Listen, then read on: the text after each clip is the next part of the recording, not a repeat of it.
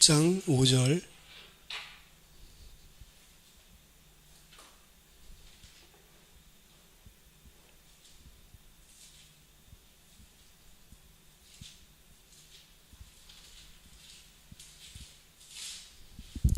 하박국 1장 5절 한 절만 같이 보고 시작하도록 하겠습니다. 시작. 여호와께서 이르시되 너희는 여러 나라를 보고 또 보고 놀라고 또 놀랄지어다. 너희의 생전에 내가 한 가지 일을 행할 것이라. 누가 너희에게 말할지라도 너희가 믿지 아니하리라. 아멘. 지금 우리가 제2성전기 예수님 당시를 포함해서 유대인들이 이 바벨론 포로에서 돌아오고 난 이후에 성전 재건하고 나서부터 예수님의 사역, 그리고 1세기 AD 70년에 그 예루살렘 성전이 무너지죠. 그 어간에 있었던 성경의 해석들에 대해서 살펴보는 겁니다. 그래서 지난번에 우리 그 쿰란의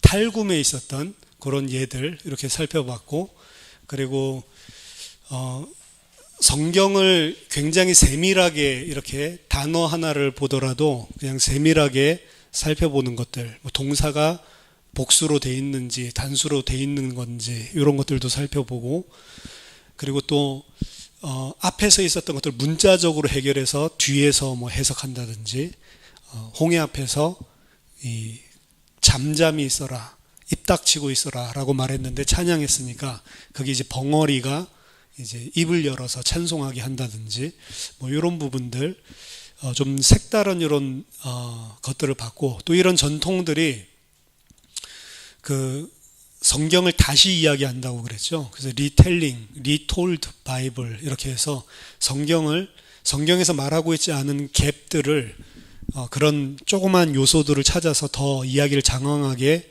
설명하면서 덧붙여서 이렇게 해석하는 이런 특징들에 대해서 알아봤습니다.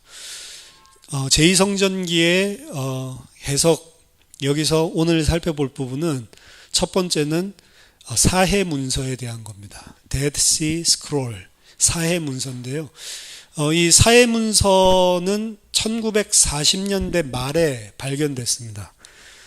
사해문서가 발견되기 전까지 우리가 가지고 있었던 성경 완역본 중에 가장 오래된 것은 구약성경의 경우 10세기, AD 10세기 혹은 좀 AD 9세기 뭐 이럴 때의 성경밖에 없어요. 그러니까 우리가 가지고 있는 성경보다도 한 1000년 정도 전에 있었던 성경의 원본들, 사본들을 처음으로 발견하게 된 거죠. 그래서 사해문서가 발견됐을 때 지금 가지고 있는 성경과 얼마나 많이 다를까라고 하는 관점에서 많은 주목들을 이끌었습니다. 발견하게 된 계기는 굉장히 우연한 것인데, 이 고고학자, 그 성경학자면서 고고학자가 이 베두인들을 연구하고, 베두인들은 그 유대 광야에서 이렇게 유목을 하는 그런 조그마한 족속들인데, 이들과 이제 같이 살기도 하고 인터뷰도 하고 이들을 연구하고 이러고 있었는데, 어느 날 보니까 이 베두인 그 양치는 소년 한 명이 추우니까요, 밤에 광야가 이 모닥불을 쬐고 있는 거예요. 그 모닥불을 쬐고 있어서 가까이 가서 보니까 이 양피지 같은 것들을 태우고 있는 거예요. 그래서 이거 어디서 났냐 이러니까 이거 굉장히 불 잘 타고 땔감용으로 좋다는 거죠. 어디서 났냐? 그러니까 저기 안에 많이 있다는 거예요. 어떻게 알아냈냐면, 이 친구가 심심하니까 양치다가 돌을 갖다가 이 절벽에 있는 동굴들 그 속으로 이제 집어넣어서 이 게임을 하는 거죠. 이 던져서 동굴에 집어넣기를. 근데 어느 날 한 동굴에 던졌더니 돌이 들어갔는데 꼬린을 했는데 쨍그랑 소리가 나는 거예요. 안에 뭐 항아리 같은 게 깨지는 소리가 나니까 저 안에 뭐가 있지? 내가 뭐를 깼지? 올라가 보니까 항아리 속에 이런 두루마리들이 가득 차 있는 거예요. 그러니까 이게 뭐지? 얘가 알 수도 없고 가지고 와가지고 이 땔감용으로 사용한 거죠. 그러니까 엄청 많이 해먹은 것 같아요. 이 친구 이야기를 듣고 이제 땔감 못 쓰게 하고 이제 그걸 갖다가 걷어들이고, 그리고 그 동굴들 들어갔더니 엄청나게 많은 문서들이 그 안에 존재하고 있는 겁니다. 그 안에 있었던 문서들은 성경책들이 그대로 카피한 것들이 들어있고요. 구약 성경이겠죠. 이때 성경 자체는. 그리고 성경 외의 책들, 지난번에 우리가 같이 살펴봤었던 가경이라든지 외경, 이거 들어있었고, 그리고 그 쿰란 공동체, 쿰란 동굴에서 생활했었던 공동체들, 그 분파들이 자기네 자체의 분파들이 사용했었던 이 섹타리안 다큐멘트들, 여러 가지 그 분파들만 사용했었던 이런 책들, 이런 것들이 발견됐습니다. 이 명명을 어떻게 하냐면은 숫자 1 QP 하박국 하면 HAB 뭐 이런 식으로 합니다. 1Q라는 건 뭐냐면 쿰란 동굴 중에 제1동굴, 제2동굴, 제3동굴 이렇게 동굴들이 여러 개 있을 거 아닙니까? 그래서 1동굴에서 발견된 문서는 1Q 그렇게 한 거예요. 쿰란 동굴 1번에서 나온 문서다. 1Q. 4번 동굴에서 나왔으면 4Q 이렇게 되겠죠. 그 다음에 P는 패셔라고 그래서 주석을 말해요. 이 사람들이 했던 1QP 이렇게 써 있으면 그거는 주석. 이 사람들이 구약 성경을 해석한 주석서. 그 다음에 하박국에 대한 거면은 HAB. 그래서 하박국 주석서인데 어디서 발견된 거예요? 쿰란 동굴 1에서 발견된 거. 이제 이런 식으로 전부 다 명명들을 했습니다. 그래서 명명만 봐도 이게 무슨 책이고 어떤 동굴에서 발견됐고 그리고 주석서인지 아니면 어떤 다른 자기네들 분파들이 했었던 제의식에 활용했던 책인지 이런 것들을 그냥 숫자만 쳐다보고 기호만 봐도 알 수 있도록 그렇게 전부 다 분류를 해놨습니다.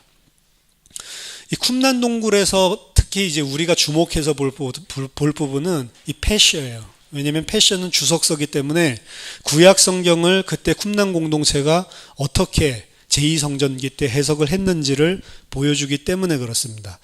쿰란에서 발견된 이 패셔에는 두 가지 특징이 있는데요. 첫 번째는 성경을 해석하는 것은 아무나 해석할 수 있는 것이 아니고 하나님께서 드러내 주시고 열어 주셔야지만 가능하다라고 이 사람들이 분명한 의식을 가지고 있었습니다. 따라서 아무나 해석하는 것이 아니고 해석자 속에 계신 하나님의 성령이 그 텍스트가 뭘 의미하는지를 드러내 주셔야지만 우리는 성경을 이해할 수 있다라고 생각을 한 겁니다. 그 왜 그러냐면 어떻게 본다면 성경 자체가 굉장히 비밀스럽다라고 생각하는 겁니다. 아무나 깨달을 수 있는 게 아니고 진리이기 때문에 이 특별한 하나님의 은혜를 받은 사람만 깨닫는다는 거죠. 두 번째 일반적인 특징은 성경은 궁극적인 의미가 마지막 시대를 지향하고 있는 종말론적인 걸로 이 사람들은 쳐다봤는데 그 종말의 시간표가 언제냐면 지금이라고 봤고 그리고 그 마지막 의미는 우리 쿰란 공동체 안에서 하나님께서 밝혀주셔서 우리만 정확한 진리를 지금 알고 있다라는 거죠. 그래서 성경은 과거에 무슨 일을 위해서 쓰여진 게 아니고 마지막 종말에 일어날 일들을 이 목표로 해서 쓰여지고 있는데 그것이 바로 지금 이 시기, 이 시간표에 지금 우리 공동체에 주셨고 우리 공동체 안에서 궁극적으로 지금 성취되고 있다라고 본 겁니다. 그래서 텍스트가 원래 말했을 때 그게 그 텍스트의 의미가 뭔지는 그렇게 중요한 게 아니에요. 이 사람들이 더 중요하게 여기는 거는 지금 이게 우리에게 무슨 의미가 있냐라는 중심으로 해석합니다. 이게 제2성전기 이 해석의 중요한 요소 중에 하나예요. 쿰란만 그렇게 한 게 아니고 거의 대부분이 그렇게 자기중심적으로 해석을 하는 분위기였습니다. 과거의 텍스트가 무엇을 의미했건 진짜 텍스트의 진위는 지금 우리에게 이것이 무슨 말씀을 하고 있냐라는 것 중심으로 해석을 한 거죠. 그래서 과거의 말씀들은 전부 종말론적인 지금 이 시간표를 위해서 주신 책이지 과거 그때 당시에 줬었던 말씀이 실제가 아니다라고 이 사람들은 보는 겁니다. 이 사람들은 절대적인 종말, 그 시간표를 살고 있다고 생각했고 그들 공동체에게 이 말씀이 주어진 거다라고 생각을 했습니다. 그래서 지금 밖에 있는 쿰란 공동체 안에 있지 않고 밖에 있는 사람들은 하나님이 그 의미를 잘 밝혀주시지 않고 드러내주시지 않았기 때문에 참된 의미를 모른다는 거죠. 그때뿐만 아니라 과거의 성경을 깨달았던 사람도 잘못 깨달았던, 지금 이 종말에 대한 건데 자기네 시간표로 오인을 해서, 그래서 지금 우리에게 이제 이 드러나고 지금 우리에게 알려준 이 성경의 해석이 참이라는 거죠. 거기에 대한 확신이 있는 겁니다. 어떻게 보면 사도들, 제자들이 성경 보는 것과 비슷하지 않아요? 이 생각하는 게. 이 구약 성경은 이게 아니고 그리스도 지금 이 때를 이야기를 하는 거다라고 하면서 모르고 지금까지 알았던 사람들 해석을 누구만 알아요?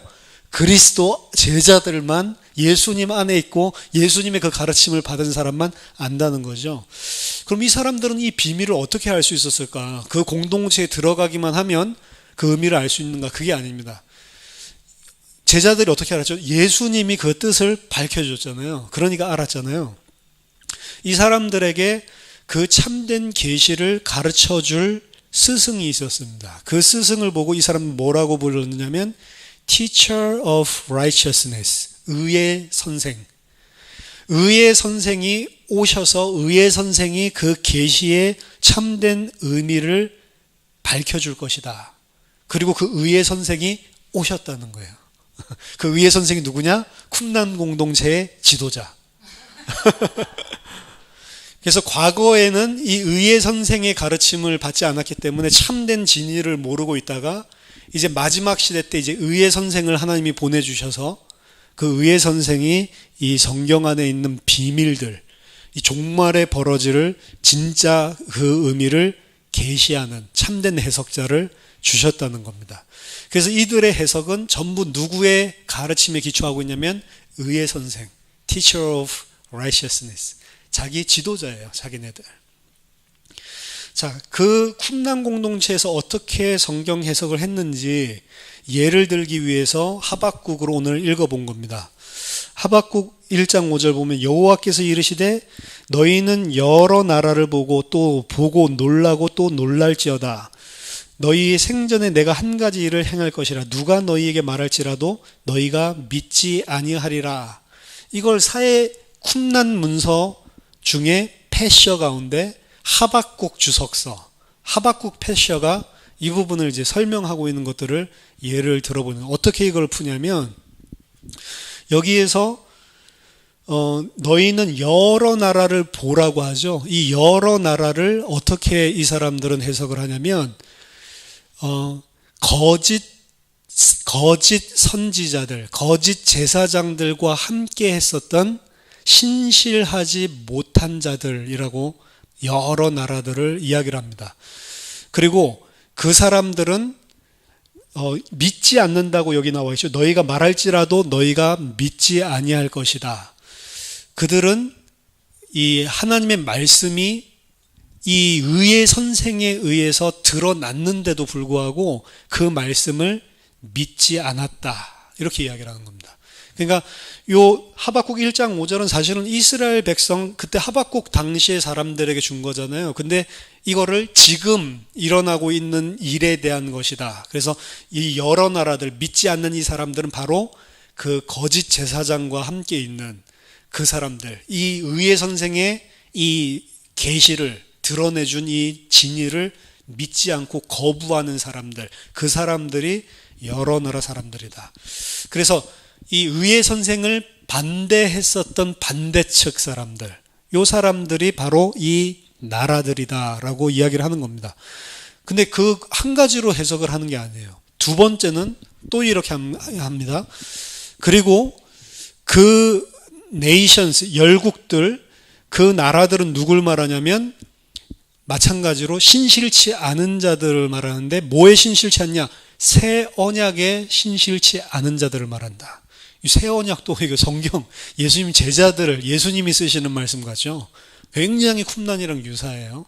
이 공동체 안에 이루어지고 있는 것과 그 의의 선생과 그리고 사용하는 뉴 커버넌트, 신언약, 새 언약, 이런 것들 자체가 상당히 흡사합니다. 세례도 있었고 이들이 전부 다 있었단 말이에요.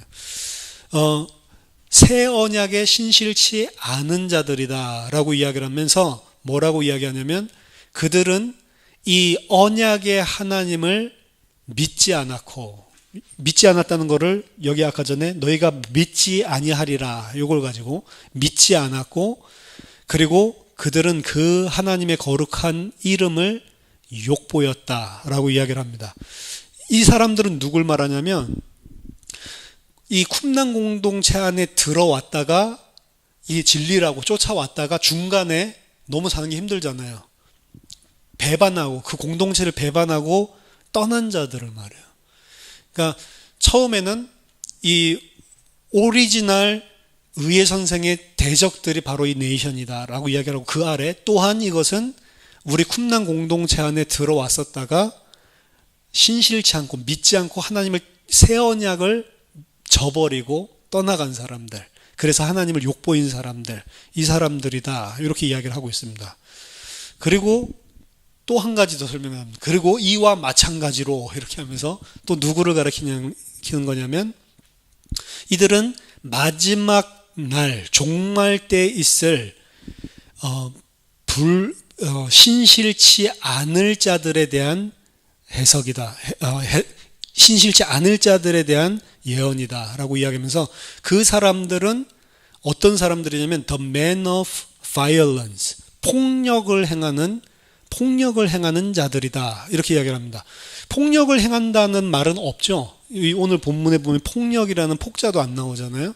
근데 폭력을 행하는 자들이라는 것은 어디서 해석을 했느냐면 여기 보면 놀랄지어다 라고 되어 있는 거 있잖아요. 그 놀랄지어다 라고 하는 게 타마라고 하는 히브리어인데 타마라고 하는 그 놀랄지어다의 동의어가 있어요. 동의어는 아라츠라고 하는 단어입니다. 그러니까 놀랄지어다라고 보통 일반적으로 쓰이는 두 단어인데 그때 당시에 타마라고 쓰였는데 이거를 아라츠라고도 의미상 통하는 거예요. 그러니까 이거를 아라츠로 의회 선생님이 본 겁니다. 근데 그 아라츠에 이 콤마 같이 생긴 요드 하나만 집어넣으면 아리츠가 되는데 이 아리츠가 폭력이에요, 폭력. 그러니까 그 타마를 아라츠로 생각을 하고 그 아라츠에 비슷한 음역 비슷한 아리츠 이렇게 해가지고 폭력으로 해석하는 거예요. 이거 누가 이렇게 해석할 수 있어요?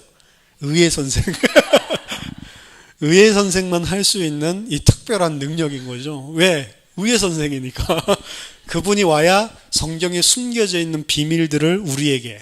그럼 이런 거 들으면 우리는 뭐야 저거. 저게 무슨 성경 해석이야 이렇게 이야기를 했지만 그때 당시 사람들 우와 이 가르침이 완전히 거짓 선지자들이랑 다르네.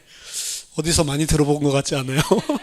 이 서기관들이랑 다르네 가르치는 게 이런 것처럼 이 teacher of righteousness를 쫓아가는 거죠.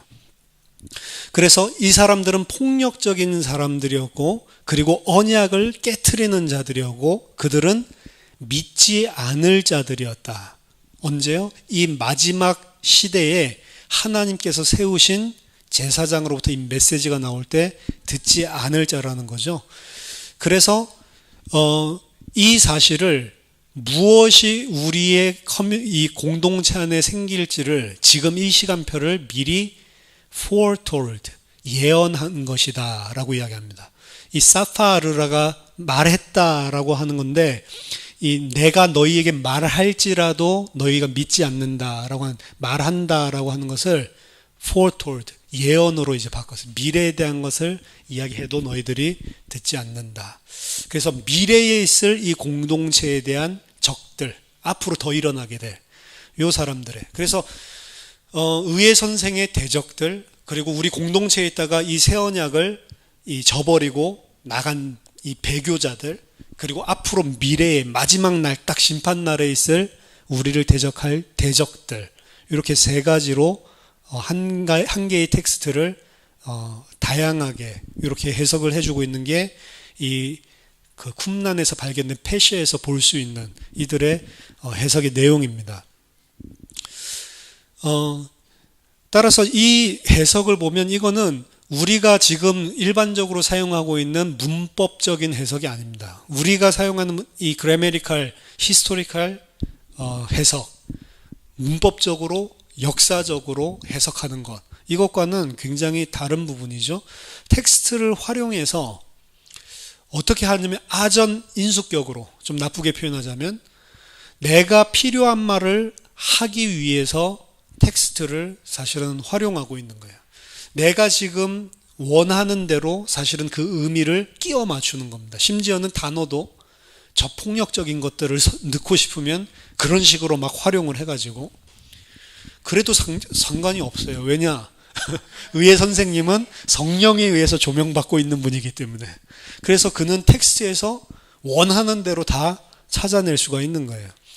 의회 선생이 바로 일루미네이터, 빛을 비춰주는, 깨닫게 탁 만들어주는 그런 사람으로 생각을 했고 한 개의 텍스트에 여러 가지 의미들이 있다는 거죠. 누가 거짓 선지자고 누가 거짓말장이냐? 의회 선생의 대적들은 전부 다 그런 겁니다.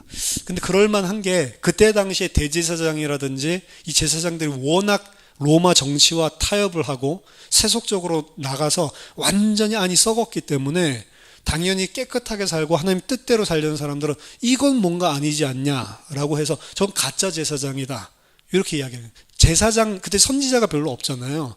가짜 제사장 그 제사장이 거의 말씀도 집례를 하고 제사장이 엄청난 파워풀하게 권력을 가지고 왕 같은 역할까지 하고 있었는데 이 대제사장 가문이 전부 타락을 했단 말이에요. 그러니까 거기에 아마 이 그 의회 선생이 아마도 제사장 계열의 사람이었는데 다른 소리 하다가 핍박당하고 잘린 것 같아요. 그래서 이 사람 중심으로 좀 개혁을 해야 된다. 이건 진짜 말씀이 아니다. 이런 사람들이 모여서 유대주에서 쫓겨났고 추방당했으니까 이제 동굴로 들어가서 공동체 생활을 계속하면서 마지막 때를 하나님의 신원을 기다렸던 이런 공동체였을 것이다 라고 그들이 이제 문서들을 보면서 추론을 하는 거죠. 정확하게 역사적으로는 알 수가 없지만 그래서 하박국은 쿰난 공동체들에게 있어서 굉장히 위로를 해주고 이미 성경에서 우리를 위해서 이렇게 다 하나님께서 예언하고 있었다. 지금 이게 마지막 때다. 그래서 더욱더 이 의회 선생을 따라서 하나로 공동체로 묶여지는 이런 역할들을 했을 수밖에 없는 거죠. 이 사람들이 생각하고 있었던 이러한 생각들 모든 성경은 다 나에 대한 거고 모든 성경은 지금 이 시대 종말을 위한 것이고 모든 성경은 비밀스러운 거기 때문에 아무나 해석을 할 수 없고 뭔가 하나님의 성령의 영감을 받은 자들이 해석을 할 수 있다. 그리고 그분이 의회 선생이다라고 이렇게 이야기하는 것.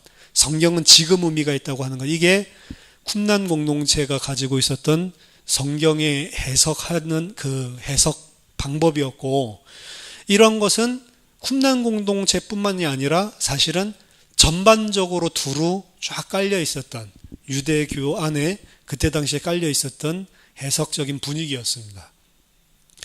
자, 신약 성경도 마찬가지란 거죠. 신약 성경도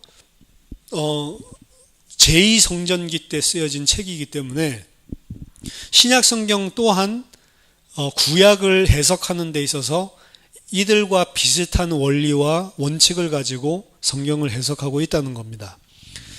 신약의 구약 사용이라고 하는 신약이 이제 구약을 인용을 많이 하거든요. 신약의 구약 인용에 대한 부분들을 우리가 그래서 살펴볼 때 우리가 해석하는 방식과 사뭇 다른 것들을 발견을 하게 되는 겁니다. 왜냐하면 이 사람들은 제2성전기 그때 있었던 해석 방법을 가지고 해석을 하기 때문에 그렇죠. 신약의 구약 사용은 우리가 구약 성경을 어떻게 이해해야 되는지 절대적으로 중요합니다. 왜냐? 그게 예수님과 사도들의 해석이고 예수님과 사도들의 해석을 통해서 구약은 이런 의미였구나 라고 우리가 배워야 되는 거죠. 그렇기 때문에 신약의 구약 사용은 굉장히 중요한 이슈고 여기에 대한 책들이 아마 여러분들이 신약의 구약 인용, 신약의 구약 사용 이런 것들을 쳐보면 엄청나게 많은 책들이 이미 학자들이 연구하고 있는 것들을 알 수 있을 겁니다. 신약의 구약 사용을 올바르게 이해하기 위해서 우리가 절대적으로 잘 질문하지 않지만 근본적인 질문을 해야 되는 게 하나가 있는데 그게 성경이란 무엇인가 라고 하는 겁니다. 성경이라고 말했을 때 우리는 무엇을 의미를 하는가? 또한 우리가 구약 성경에서 말하기를 이라고 했을 때 우리는 이것을 무엇을 의미를 하고 있는가? 우리는 기독교인으로서 어떻게 구약 성경에 접근하고 있는가? 신약 성경이 아직 쓰여지지 않은 것처럼 접근을 해야 되는가? 아니면 신약 성경이 다 기록되었다는 것을 전제하고 접근해야 되는가? 두 가지 다 필요한 거거든요.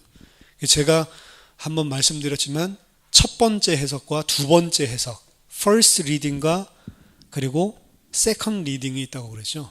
first reading은 신약 성경이 아직 안 쓰여졌다라고 생각하고 심지어 구약 성경도 5경을 읽으면 딱 5경까지만 있다고 생각을 하고 원 텍스트의 의미를 생각하는 겁니다. 그것도 필요하고 신약 성경이 다 완성됐기 때문에 이제 완성된 이 전체 66권의 계시 관점에서 그것을 다시 보는 것도 둘 다 필요한 거겠죠. 신약이 구약을 어떻게 인용했냐라고 하는 거에 대한 핵심은 이거를 해석학,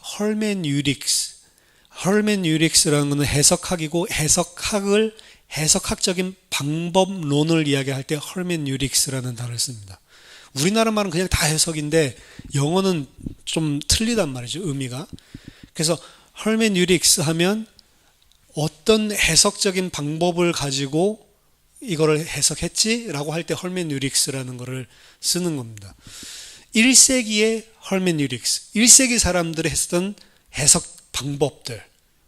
우리가 쓰는 방법은 뭐라고요? 아까 전에 말씀드렸지만 grammatical, historical interpretation. 우리가 쓰는 거는 문법적으로 그리고 역사적으로 딱 맞아떨어지게 해석하는 게 지금 모더니즘, 근대주의의 영향을 받은 우리가 해석하는 방법이고요.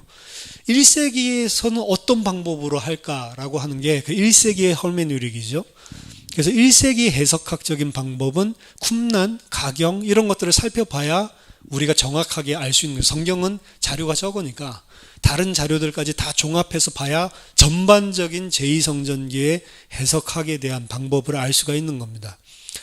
신약성경도 구약성경을 해석할 때 이것들을 공부를 해보면 그들과 같은 공기, 같은 분위기 속에서 이 해석을 했구나라는 것을 알 수 있고 굉장히 도움이 된다는 거죠. 기독교인들은 이걸 별로 좋아하지 않습니다. 무슨 주이시들이랑 유대인들이랑 우리가 똑같아. 그런 것들 자체 방법도 하나님 성령을 주셨으니까 뭔가 틀리겠지. 이렇게 생각을 하는데 성경은 전혀 그렇지 않단 말이에요. 하나님이 성경 주실 때 사람의 지정의, 인격을 유기적으로 다 사용을 하신단 말이에요. 이 사람들이 다 유대인이었잖아요. 그러니까 유대인들이 성경을 보면 유대인들 눈에는 이게 딱 그때 1세기 때 우리들이 해석했던 그 방식 그대로 이런 것들이 묻어 있구나라는 거를 유대인들은 보는 거예요. 그러니까 저희 그 지도교수였던 피덴스가 하버드에 가서 고대 근동학을 전공을 했는데 구약 교수니까요. 고대 근동학 할 때 이제 제2성전기 이때 있었던 해석학을 이제 설명을 해주는데 이제 그때 당시 사람들이 해석했었던 막 허무맹랑한 우리가 좀 전에 봤을 때도 좀 의회 선생도 좀 이상하잖아요. 막 다 끼워 맞추고 이런 허무맹랑한 그때 당시 독특한 이렇게 해석한 것들을 얘들을 이제 설명해 주는 거예요. 우리가 해석하는 거랑 참 달랐다라는 식으로. 그래가지고 이 모세가 출애굽기 17장에서 그 반석에서 물 낸 사건, 호렙산에서 이 사건을 마지막 무리바에서 또다시 반석 2번 치면서 그때 이제 하나님한테 꾸중을 듣는데 가나안 들어가지 못한다고 영광을 가리면서 물 줬었던 이 2가지 사건이 이 출애굽기 광야 시대의 전반부랑 시내산에서랑 그리고 마지막 이 평지 앞에서 모압 평지 앞에서 들어가려고 했을 때랑 이게 똑같은 반석이 이야기가 2개가 나오잖아요. 그러니까 이거를 유대인들의 전성에서는 일반적으로 다 이 반석에 한 번 일회용으로 물을 준 게 아니고 백성들을 졸졸졸 따라다니면서 무한정 물을 공급해줬다라고 보는 겁니다. 왜냐하면 중간에 별로 목말랐다라는 이야기들이 많이 안 나오니까 이 반석이 계속 따라다녔나 보다 이제 이렇게 생각을 하는 거예요. 그래서 유대인들이 해석해 놓은 거면 그 반석이 뭐 산으로 오를 때에도 쫓아서 뛰어 올라갔고 뭐 내려갈 때도 막 쫓아서 뛰어 내려가고 막 이제 이런 이야기들이 있거든요. 막 그러면서 이런 것들이 뭐 무슨 탈굼에도 나오고 어디에도 나오고 이런 걸 이야기를 하면서 뭐 이런 것들이 또 바울도 그렇게 이야기를 했다라고 하면서 이 고린도전서 10장 4절을 보여준 거예요. 그러니까 신령한 반석이 쫓아다녔다라고 이야기를 하죠. 그러니까 이제 그걸 봤을 때 이제 피렌스가 완전 눈이 뒤집힌 거죠. 이건 뭐야? 그냥 당시에 있던 사람들만 그런 허무맹랑한 걸 한 게 아니고 사도 바울도 그거를 그대로 받아들이고 그렇게 사용을 하네라고 생각을 하게 된 거죠. 그러면서 구약의 신약 인용에 대한 부분들을 살펴보니까 이게 제2성전기 안에 있었던 사람들이 인용했었던 방법대로 구약을 풀어내고 있구나라고 하는 것들을 이제 포커스를 이제 보면서 연구해서 그거 가지고 이제 논문을 쓴 거예요. 그러니까 구약에 있었던 모든 성경들의 내용을 신약 기자들은 제2성전기 때 살았기 때문에 제2성전기의 해석학적 방법을 가지고 해석을 했다는 거죠. 신약 성경은 구약 성경의 모든 어두운 부분을 다 밝혀주고 설명하고 있지는 않습니다.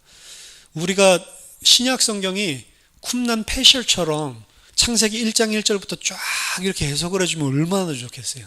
이 바울이 왜 그걸 안 하고 죽었는지 모르겠는데 그렇게 해주면 이제 우리가 정말로 이제 별 해석에 뭐 어려움 이런 게 없겠죠. 처음부터 쭉 하나하나 궁금한 것들을 풀어주니까.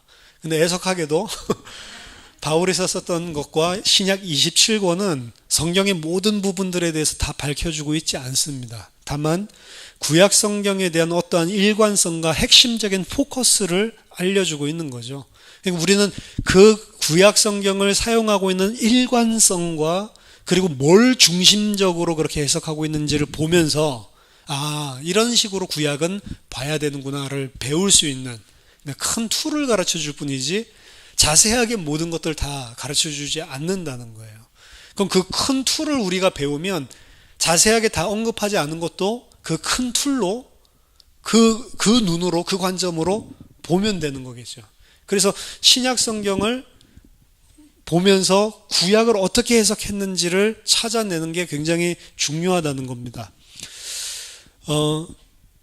실제로 신약에서 구약 성경을 사용한 것을 살펴보면 그 모든 포커스, 초점을 어디에 맞추고 있냐면 그리스도로 초점을 맞추고 있습니다. 일관되게. 모든 구약은 그리스도에 초점을 맞추어서 해석을 해내고 있다는 거예요. 신약 성경은 우리가 구약 성경을 읽을 때 최소 한 가지를 가르쳐줍니다. 그리스도 중심적으로, 그리스도를 목적적으로 해석해야 된다라는 걸 가르쳐주고 있는 겁니다. 그리스도 중심적으로라는 건 크리스토 센트릭, 모든 성경 안에서 그리스도를 찾아내라는 거죠. 근데 모든 성경 안에 그리스도가 다 있는 것은 아닙니다. 어떤 부분은 그냥 그리스도를 아무리 찾아내려고 해도 찾아낼 수 없는 부분도 있어요. 뭐 에서의 족보 안에 누구 어떤 사람 나오잖아요. 그 사람이 그리스도로 말하고 있지는 않잖아요. 하지만 크게 본다면 성경 안에 똑같은 아들이지만 쌍둥이지만 야곱의 족보가 있고 에서의 족보가 있죠. 그러면 그 에서의 족보는 어떤 역할을 하냐면 하나님의 선택을 받지 못한 자들이라는 개념을 심어주는 거죠. 그리고 아무런 잘한 것도 없는데 뱃속에서부터 야곱을 택하셨다는 것은 하나님의 백성을 하나님이 절대 주권적인 작정에 의해서 선택을 하시고 구하셨다는 거죠. 그게 이제 선택받은 자들의 족보.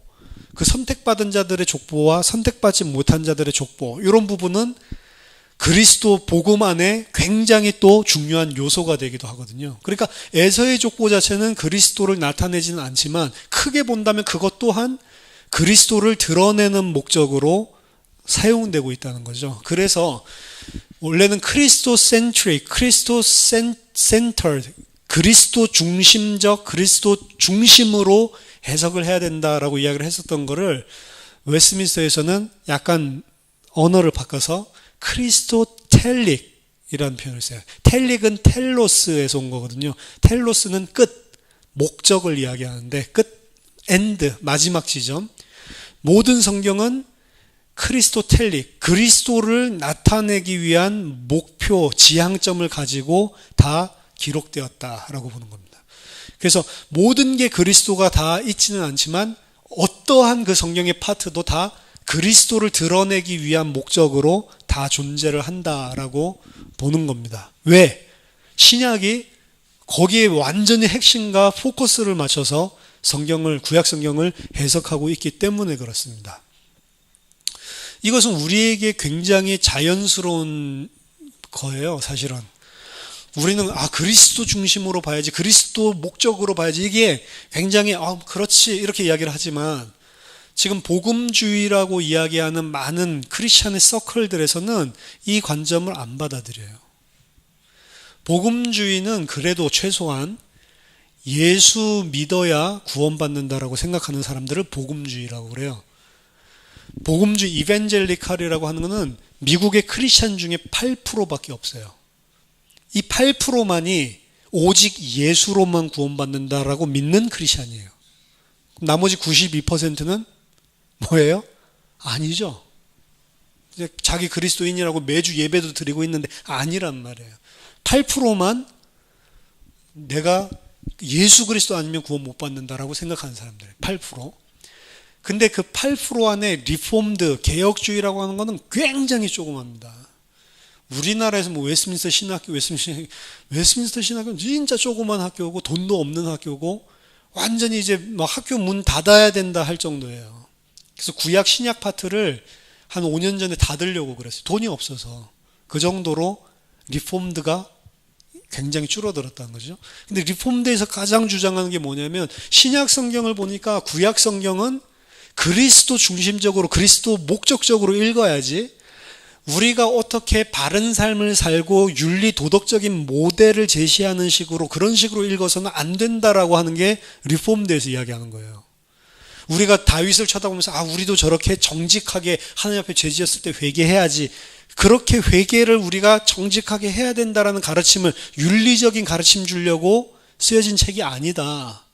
다윗을 통해서 뭘 봐야 돼요? 그리스도 아니면 안 되는구나. 그리스도께 핵심을, 포커스를 맞추게 하려고 다윗 이야기도 거기 있는, 이렇게 봐야 된다라고 이야기하는 게 리폼드란 말이야. 근데 대다수의 이벤젤리칼은 예수 믿어서 구원받는다, 그거는 믿지만 성경을 어떻게 봐요? 그러니까 이제 우리는 성경 안에 있는 인물들처럼 우리도 깨끗한 삶을 살자, 윤리 도덕적인 삶을 살자, 이쪽으로 간단 말이에요. 성경을 볼 때, 성경을 보고 성경 해석하고 적용하는 관점이 믿음으로 말미암아서 자연스럽게 격발돼서 나오는 삶, 이거보다는 이제 우리도 깨끗하게 잘 살자, 이런 쪽으로 다 흘러간단 말이에요. 그래서 그리스도 중심적으로 읽으란 것은 리폼드 백그라운드를 가지고 있는 신학교나 신자들에게 있어서는 굉장히 자연스러운 것이고, 그렇지 이렇게 생각을 하지만 대부분의 복음주의에서는 받아들이지 않고 있는 그런 거란 거예요, 신학적으로. 그러니까 교회가, 복음이 희미한 거예요. 그렇게 가르치니까 오직 예수로 구원받는다는 사람들이 점점 더 줄어드는 거예요. 그렇죠? 그런 식으로 설교를 하는데 교회에 어쩌다가 얻어 걸려 들어가지고 복음 듣는 수준이란 말이에요. 안 그럼 나머지 무슨 설교가 가득 차요? 윤리 도덕적인 삶을 우리가 사랑으로 잘 살자라는 이런 메시지가 주류를 이루는 거예요. 그리고 그 영향이 미국에 있는 게 그대로 한국에 온 거고, 그러니까 복음이 희미해지는 겁니다. 그리고 오히려 그리스도 중심적으로 이런 사람들은 너무 네로우 마인드다, 너무 너희들 속 좁아, 왜 이렇게 편협적이야, 이렇게 해가지고 점점 줄어드는 거죠. 누가복음 24장 44절 47절에 예수님이 성경을 어떻게 해석해야 될지를 말씀해 주셨죠. 또 이르시되 내가 너희와 함께 있을 때에 너희에게 말한 바 곧 모세의 율법과 선지자와의 글과 시편에 나를 가리켜 기록된 모든 것이 이루어져야 하리라 한 말이 이것이라 하고 이에 그들의 마음을 열어 성경을 깨닫게 하시고 또 이르시되 이같이 그리스도가 고난을 받고 제3일에 죽은 자 가운데서 살아날 것과 또 그 이름으로 죄사함을 받게 하는 회개가 예루살렘에서 시작하여 모든 족속에게 전파될 것이 기록되었으니 너희는 이 모든 일의 증인이라. 볼지어다 내가 내 아버지께서 약속하신 것을 너희에게 보내리니 너희는 위로부터 능력으로 입혀질 때까지 이 성에 머물라 하시니라. 이게 예수님이 가르쳐 주신 구약 성경입니다. 율법과 선지자의 글과 시편, 이거는 성경을 3분법으로 나눠서 성경 전체를 가르치는 유대인의 명칭이었고요. 그러니까 구약의 39권 모든 성경을 말하는 거예요. 모든 성경이 나를 가리켜 기록되었는데 이것이 다 이루어져야 된다라고 이야기를 하신 겁니다. 그 핵심은 뭐냐? 그리스도가 고난을 받고 죽었다가 제3일 만에 부활할 것과 그리고 그 그리스도로 말미암은 죄사함의 역사가 예루살렘부터 시작해서 모든 족속에게 전파될 것이 기록되었다. 이 일은 언제 시작돼요? 성령이 내가 너희에게 부어줬을 때, 너희들이 성령으로 능력을 힘입을 때, 그러니까 그 성령이 오실 때까지 이 성에 머물라라고 이야기를 하시죠. 따라서 예수님은 구약 전체가 나에 관해서 말하는 것이다 라고 제자들에게 성경을 열어서 풀어주셨고 그들은 그 사실을 이해했습니다. 이것은 어떻게 보면 그렇지라고 생각하지만 제2성전기 때 있었던 일들과 똑같은 거란 말이에요. 아까 쿰난을 예로 들었죠. 쿰난은 이 성경이 다 누구를 향한 거예요? 지금 마지막 때에 우리 지금 나 쿰난 공동체를 향한 가르치는 거다. 그래서 아까 전에 하박국 1장 5절을 전부 다 쿰난 동굴에 대해서 가르치는 걸로 다 해석을 했잖아요. 근데 우리가 하박국 1장 5절을 다시 한번 보세요. 여호와께서 이르시되 너희는 여러 나라를 보고 또 보고 놀라고 또 놀랄지어다. 너희의 생전에 내가 한 가지 일을 행할 것이라. 누가 너희에게 말할지라도 너희가 믿지 아니하리라. 이 너희 생전에 내가 한 가지 일을 반드시 행할 것이다 라고 하는 걸 우리는 어떻게 읽어요? 도대체 여러 나라가 봐도 믿지 못할 이 일이 무슨 일이죠? 그리스도로 말미암은 십자가와 부활로 말미암은 구속이라고 본단 말이에요. 근데 하박국 자체에서는 그 이야기가 아닙니다. 하박국 자체에서는 하나님께서 이방 민족뿐만 아니라 너희들 안에 있는 모든 것들을 다 멸하시는 그런 심판의 날이 올 거다라고 이야기를 하는 건데 우리는 이미 딱 읽을 때 크리스토센트리컬리 딱 읽죠. 그리스도 중심적으로. 그리고 그걸로 해석을 하면 하박국이 뚫릴 수 있단 말이에요. 그걸 누가 가르쳐 주셨냐면 의회 선생님이 아니고 우리는 예수님이 가르쳐 주신 겁니다. 모든 성경을 다 나 중심 이걸 가르쳐서 이야기를 한 겁니다. 이때 정말 마지막 이때 십자가와 부활 제3일 만에 고난받고 살아나야 될 것 요것 중심으로 전부 다 쓰여진 거지 다른 성경이 없다라는 거예요. 하지만 제2성전기 문학들과 신약성경과는 나를 가리키는 거고 우리 공동체를 가리키는 거다라고 하는 면에서는 굉장히 맞지만 다른 게 뭐냐면 그리스도 중심적인 거예요. 신약성경은 그리스도를 증거하기 위한 목적으로 구약성경을 인용했습니다. 가장 가까운 것은 여기에 가장 가까운 쿰난의 종말론적인 이런 해석이에요. 종말론적인 해석이 신약성경의 해석이랑 굉장히 그리고 종말론적인 자기네들이 단체 종말론적인 지도자 이런 모든 이런 것들이 패턴이 굉장히 신약성경 예수님의 제자들이 풀었었던 것과 그 공동체와 비슷하단 말이에요. 하지만 신약성경에서는 이 종말론적인 것도 한 사람에게 집중을 해서 다 풀어낸단 말이에요. 그리스도. 이것은 가경, 외경 혹은 랍비들이 썼던 그 어떤 문학에서도 볼 수 없는 것입니다.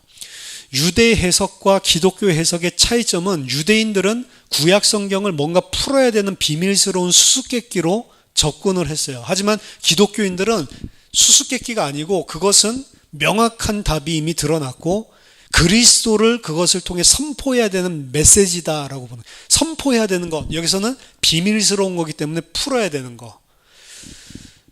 이것을 우리는 솔로몬의 지혜서에 대한 것을 통해서도 봤고 또 쿰란 문서에서도 봤죠. 텍스트는 문제점이 있고 비밀이 있고 그리고 해결돼야만 하는 거다.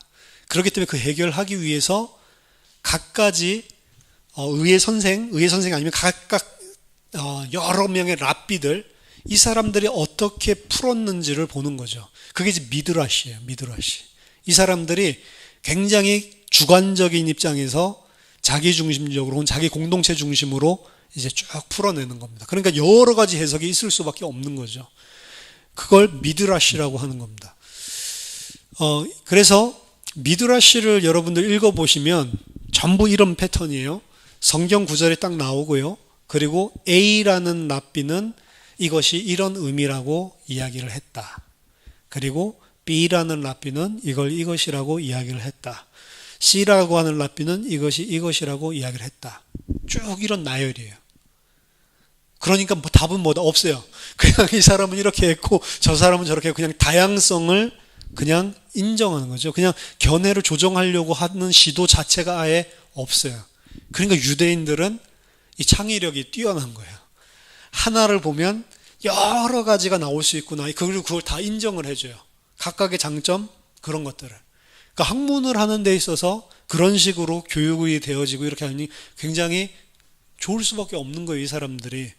그래서 이 사람들은 우리는 굉장히 그렇게 보면 불편하거든요. 아니 이게 그리스도로 답을 내야지 무슨 이건 이럴 수도 있고 저럴 수도 있고 무슨 헛소리들을 하는 그거 보면 굉장히 답답한데 이 사람은 불편하지도 않고 우리는 왜 그렇게 보냐면 이미 사도의 가르침과 예수님의 가르침을 통해서 구약 성경이 바로 그리스도를 선포해야 되는 메시지다라고 하는 게 딱 들어가서 이게 불편한 것입니다.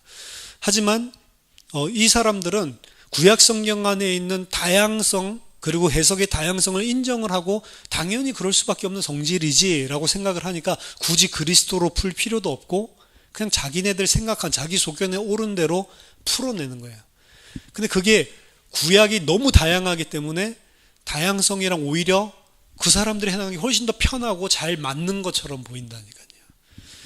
그래서 예수님 당시에도 성경을 해석했었던 종말에 대한 해석이 쿰란은 쿰란 나름대로, 사두개는 사두개 나름대로, 바리새는 바리새 나름대로, 질럿, 열심당은 열심당 나름대로 다 달랐다는 거죠. 심지어 불신자 요세푸스가 보는 성경 해석도 완전 다르고, 그리고 기독교가 또 다르고.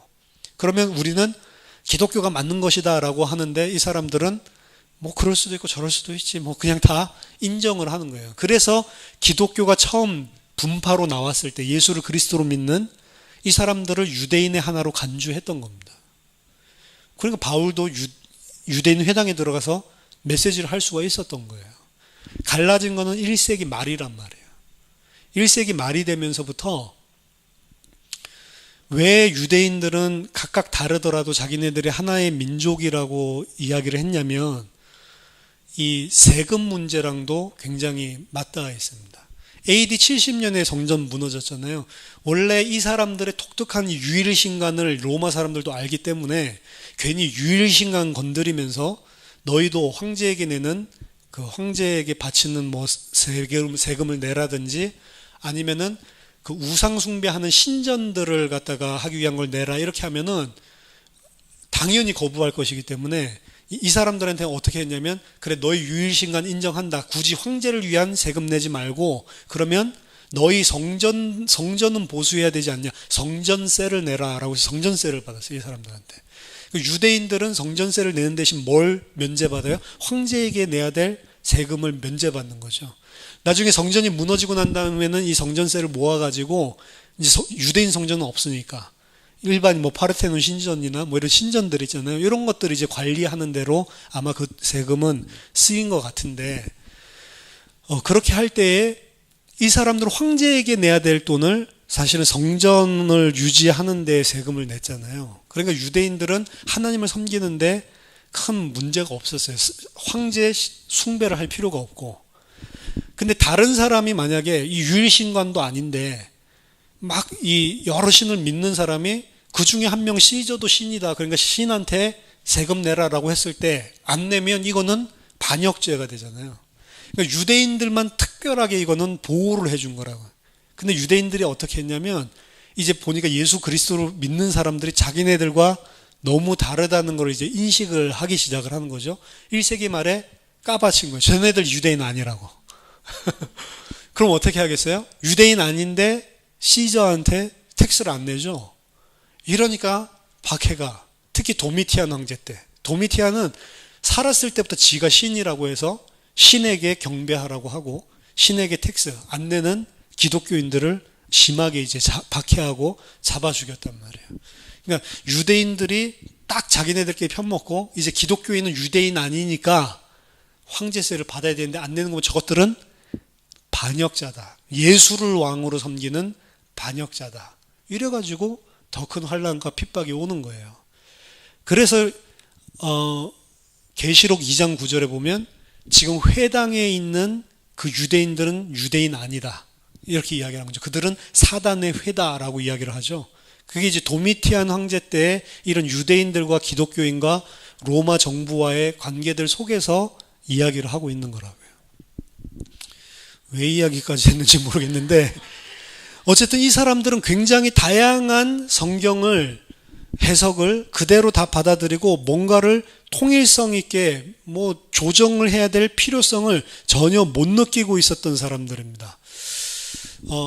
따라서 그리스도인들은 이게 어느 순간부터 굉장히 불편해지는 거죠. 아, 저거 아닌데 성경은 이렇게 그리스도만 이야기하고 있는 건데 전 틀린 해석인데 이렇게 이들이랑 이질감이 생겨질 수밖에 없는 거죠. 따라서 전통적으로 유대교는 희한하게도 17세기, 18세기, 19세기 들어오면서 비평, 성경 안에 뭐 이게 모세가 썼다고 했는데 이게 모세가 쓴 게 맞냐, 비평하기 막 발전하잖아요. 그리고 또 이 성경이 이거는 뭐 틀린 것 같다, 성경에도 오류가 있는 것 같다, 이런 이야기를 할 때 그 비평학자들에 대해서 유대인들은 아무도 반대를 안 했어요.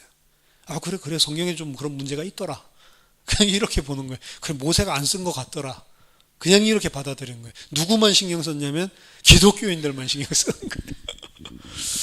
그래서 유대교인들은 원래부터 다양성을 추구했고 또 그런 성경이 문제 있고 또 약간 비밀스러운 책이고 인간의 책이라고 생각을 했기 때문에 이 사람들 안에는 성경을 굉장히 경외하기는 했지만 이런 비평학자들을 그다지 문제 삼지를 않았습니다. 이미 오래전부터 성경 안의 문제점들을 사실은 비평학자들이 이야기하는 거를 현대에 이 사람들이 이미 다 찾아내고 고민했었던 이슈들이었단 말이에요.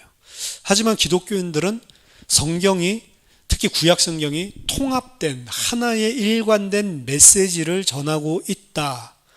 따라서 그걸 깨트리고 이게 무슨 모세가 다 쓴 거야, 혹은 이게 무슨 성경이 무슨 하나님이 일관되게 쓴 거야, 뭐 각각 다 있었던 책들을 모아놓은 이 컬렉션이지, 문집이지, 이런 식으로 말하는 것을 굉장히 거부했기 때문에 비평학자들을 공격할 수밖에 없어요. 그들이 뭐라고 말하든 어쨌든 이거를, 유니티를, 성경 자체의 통일성을 깨려고 하는 것들은 무조건 하고 반대를 했었던 겁니다. 왜 그렇습니까? 신약 성경이 구약 성경의 구동 포커스를 그리스도 하나로 일치되게 주고 있기 때문에 그런 거예요. 누가 맞죠? 우리가 맞는 겁니다. 그렇게 해야지만 성경이 생명을 주는 메시지가 되는 거예요. 자, 신약 성경 안에는 265개의 구약 성경의 패시지, 구약 성경 구문을 사용을 해서 인용을 하고 있어요. 신약성경 265가지. 그 중에 일부는 반복되기 때문에 반복된 것들을 다 뭐 3번 반복돼서 3번으로 카운트하면 총 355회가 구약이 인용됩니다. 이거는 명백하게 성경이 이르기를 이렇게 하면서 명백하게 딱 성경을 그대로 인용한 거 있죠. 직접 인용한 거. 그것만 355회예요. 그냥 이거 구약 성경 너희들 다 아는 거니까 아는 거겠지 하고 암시해서 쓰는 거 있어요. 그걸 에코라고 하는데, 혹은 얼루전이라고 하는데, 에코라고 하는 거는 무슨 단어만 하나 딱 튀어나와도 메아리 쳐서 울리는 거예요. 아, 이거는 지금 그 이야기 하고 있는 거지. 이런 식으로. 우리는 성경에 익숙하지 않기 때문에 그걸 보면 그게 뭘 에코하고 있는 건지, 뭘 메아리 쳐서 우리에게 진짜 말하고 있는지 그 진동을 잡아낼 수 없지만, 유대인들은 성경과 굉장히 친숙했기 때문에 어떤 상황에서 무슨 단어 하나만 슬쩍 나와도 이건 구약 성경이 어디를 지금 이야기하고 있는 거지, 이런 게 무수하게 많다고요. 그래서 거기에 대해서 이 논문을 쓰고 그 책을 낸 학자가 리차드 해리스, 리차드 헤이스, 이 사람이 쓴 책 보면 신약 성경 거의 대부분이 다 구약 성경을 에코하고 있다는 거죠. 우리는 못 알아듣지만 이 사람은 이제 그거 중심으로 얼마나 구약을 또 많이 봤겠어요. 그러면서 딱 해보니까 지금 이거는 이런 구약의 문맥 안에서 이거 이야기하고 있는 거구나. 그렇게 딱 들이대면 이해가 훨씬 빠른 거죠. 저희 지금 계시록 보지만 이건 구약의 이런 문맥에서 이렇게 계시록에서 한 단어 그 성삼위 하나님을 이야기하고 있다. 요거 찾아보면 그러면 이런 의미라면 굉장히 이 사람들에게 이 메시지가 힘이 되겠네. 이제 이렇게 보듯이 그냥 일반적으로 우리는 그냥 훅 지나가는 것도 사실 구약을 인용해가지고 에코로 그렇게 쓰고 있는 게 많다는 거죠. 그러면 엄청나게 많은 겁니다. 이게 어느 정도 직접 인용한 것이 어느 정도냐면 우리가 가지고 있는 성경 한 페이지당 약 1개 반 정도 인용은 반드시 나온다는 거예요. 그 직접 인용만. 에코까지 포함하는 에코는 훨씬 더 많거든요. 그럼 이게 신약 성경은 구약 성경을 굉장히 자주 인용했을 뿐만 아니라 복음을 뒷받침하기 위해서 구약을 필수적으로 사용했다는 겁니다. 그래서 예수님에 대해서 이야기할 때 사실은 구약 성경보다 더 좋은 성경이 없다라는 거예요. 다른 걸로 예수님을 설명한 게 아니고 구약 성경으로 예수님을 설명했다는 겁니다. 그래서 구약 성경은 신약을 서포트하는 걸로, 지지하는 걸로 이해된 겁니다. 이게 신약 저자들이 구약 성경을 빌어서 복음의 기초로 삼았단 말이에요. 구약은 복음의 베이스다. 그래서 거기 안에 근거해서 예수 그리스도 증거를 하고 거기에 베이스로 모든 것을 담았다는 거죠. 그래서 우리가 신약 성경 속에서 가지고 있는 가정은 복음 메시지와 신약의 복음 메시지와 구약의 메시지가 본질적으로 하나라고 보고 있다는 겁니다. 그래서 우리는 복음을 이야기하기 위해서 구약을 당연히 사용할 수 있는 것이죠. 그래서 구약을 가지고 우리는 뭘 설교해야 돼요? 복음을 설교해야 되는 거예요. 그리스도를 믿고 그리스도를 의지하도록 만들도록 구약을 우리도 설교를 해야 되는 거예요. 구약을 볼 때 그것을 찾아내지 못한다면, 그 복음을 믿게 하지 못한다면 그 구약 성경 해석은 잘못된 것이고 잘못된 설교라고 하는 거죠. 우리 이야기가 아니고 신약의 기자들과 예수님이 가르쳐 주신 성경입니다. 그래서 신약의 구약 성경을 해석하는 데 있어서 그리스도 중심적, 복음 핵심적 이라고 하는 이 성격은 신약 성경을 그때 당시 제2성경기 다른 책들과 전혀 다른 성질의 책으로 만드는 요소였습니다. 예를 들면 신약 서자에게 있어서 구약 성경의 메시지는 오직 그리스도 하나였고요. 하지만 정말로 우리가 구약을 자세히 살펴보면 이게 그리스도 맞아? 이런 것들이 많습니다. 실제로 이 신약 기자들이 사용한 성경 인용한 걸 보면 이게 맞아? 이런 것들이 여러분에게 와 닿아야 돼. 그렇지 않으면 여러분은 제2성전기 사람이에요. 만약에 이게 너무 하나도 안 이상하다라고 생각하면 여러분 제2성전기 사람이라니까 지금 현대 사람이 아닌 거예요. 현대 사람이 읽으면 이들이 사용했었던 헐메뉴릭과 우리가 사용하고 있는 헐메뉴릭 해석학 자체가 다르기 때문에 우리랑 전혀 다르게 좀 이상하게 해석하는 게 당연히 있단 말이에요. 구약을 인용할 때도 이상하게 한단 말입니다. 그러니까 이게 진짜 그 의미 맞아? 이거 너무 끼워 맞추는데 이렇게 보이는 게 많단 말이에요. 그 구체적인 부분은 다음 시간에 살펴보도록 하겠습니다. 신약의 구약 인용에 대한 구체적인 예들, 우리가 생각하는 것과 어떻게 다른지, 그리고 궁극적으로 어디까지 나가려고 하냐면, 그럼 우리는 성경을 해석할 때 신약의 사도들과 그 제자들을 따라서 우리도 똑같이 해석을 할 수가 있는 건지, 이런 부분까지 다음에 생각해 보도록 하겠습니다. 기도하겠습니다. 하나님 은혜를 감사드립니다. 신약 성경에 예수님과 또 제자들의 구약 성경 해석을 보면서 성경이 오직 한 가지 메시지, 예수 그리스도를 드러내고 이 복음을 선포하기 위한 그 말씀으로 저희들이 배우고 공부하게 하심을 감사드립니다. 하나님, 저희도 하나님 신구약 어느 곳을 보든지 오직 그리스도만 밝히 드러내고 증거하고 복음을 선포하고 그 사람들을 살려내는 그러한 그리스도의 증인들 다 될 수 있도록 은혜 베풀어 주시옵소서. 예수 그리스도 이름으로 기도하옵나이다.